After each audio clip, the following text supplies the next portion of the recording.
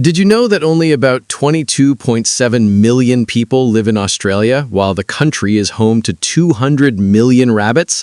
That means 10 times the human population. These rabbits have caused so much damage and devastation in Australia that the government has officially declared them destructive creatures and has tried everything to get rid of them without success. For Australia, rabbits are a natural disaster with no easy solution. But now, it's interesting to know that China has imported 4 million rabbits over the past 30 years, not for eating, but for a strange experiment in the Kubuchi Desert. The results of this experiment were so shocking that they amazed the entire world. Well, when a desert starts swallowing green lands and turning them into a barren wasteland, a process called desertification occurs. Now, the biggest victim of this desertification story is the Kubuchi Desert in China. At one point, this desert's condition had become so severe that it was expanding by about 519,000 acres, about 811 square miles annually, meaning the desert, like a relentless monster, was devouring fertile lands and turning them all into sand. To make this number tangible for you, imagine an area roughly the size of the entire city of Houston in the U.S., a large and populous city that was gradually being consumed by the desert and erased from the map of usable lands every year. Back then, China spared no effort to slow down this rate of desertification. In the 1950s and 1960s, they launched many projects, built sand control stations, and tried to plant trees in the desert. But this sea of sand was out of control, and no one could stop it. Everyone had lost hope. Until one day, a local entrepreneur named Wang Wenbiao changed everything. Wang invested his money in a strange idea. He began placing dry bushes and branches in a square shape across several hundred acres of the desert, and in the middle, he started planting willow trees. The willow is a tree that can survive without water because its roots go down approximately 300 feet to find water. Does this method work in our deserts too? The willow tree is an important tree, used not only for making paper, but also for producing furniture. Of course, this tree must meet specific conditions to be used for these purposes. The most important condition is its ability to survive in dry and desert environments like the Kubuchi Desert. There, conditions are much tougher. Fierce and fast winds constantly carried the sand back and forth, causing the moisture within the sand to quickly evaporate and disappear. To combat these harsh conditions, Mr. Wang, who was an expert in agriculture, came up with an interesting idea. He decided to arrange dry bushes around the willow saplings. This action made the bushes act as a kind of protector, shielding the willow saplings from the fierce and merciless desert winds. In the beginning, everyone laughed at Wang, saying, "Look at this lunatic planting trees in the desert." But no one knew Wang's main goal. The first 3 years went well, but then a new problem emerged. When they decided to use these trees for the paper and furniture industry, they realized they had to prune the new branches quickly to get thicker tree trunks.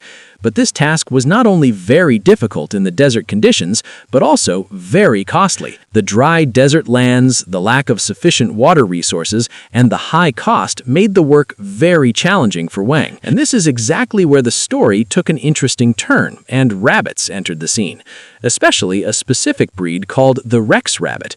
The Rex rabbit is a special breed whose fur is like that of a sea otter, very soft, expensive, and luxurious, and is used to make luxury clothing. But the important question here was, why were rabbits brought into this story at all? The answer is much simpler, yet more creative than you might think. It's because rabbits have a very small habit that can turn an entire ecosystem upside down. You should know that Rex rabbits are crazy about eating the thin, fresh, and young shoots of the willow tree. When these rabbits started eating the thin shoots, they were actually performing a task that previously had to be done with human labor and high costs, namely pruning the trees. What was the result? The tree's energy, instead of going to excess branches, focused on the main trunk, and gradually the willow trunk became thicker, wider, and more resilient. This was exactly what the paper-making industry was looking for. Chinese factories bought these thick trunks at high prices. In other words, the rabbits inadvertently became the unpaid yet highly professional workers of the paper industry. And that was just the beginning of the story. On one hand, the environment was being revitalized, and on the other, the local economy was slowly getting off the ground. As I said before, willow tree roots can go down about 300 feet to find water. These long, extensive roots spread through the desert sands and, like a natural network, locked the sand particles together. The result was amazing. Once the sand was stabilized, fast winds could no longer blow it into the air. Dust decreased, the ground level calmed down, and most importantly, the moisture trapped in the sand no longer evaporated. This is where the rabbits began another masterpiece. Rex rabbit droppings served as an excellent natural fertilizer. Another important feature of Rex rabbits is that they have the highest reproduction rate among rabbits. A female Rex rabbit could give birth to 50 kits a year. That means their reproduction rate was very high. As the number of rabbits increased, fertilizer increased, and the lands became more and more fertile. In the blink of an eye, those sand dunes turned into farmlands. Now they were also planting and harvesting organic vegetables in those lands. Another very important capability of the Rex rabbits that caused this miracle was that this breed could digest grass, but not the grass seeds. Due to this, the grass seeds exited their droppings completely intact, and after a while, the grasses began to grow and multiply. This means the rabbits not only carried out the maintenance of the willow tree, but also planted grass. And finally, their expensive meat and fur were sold.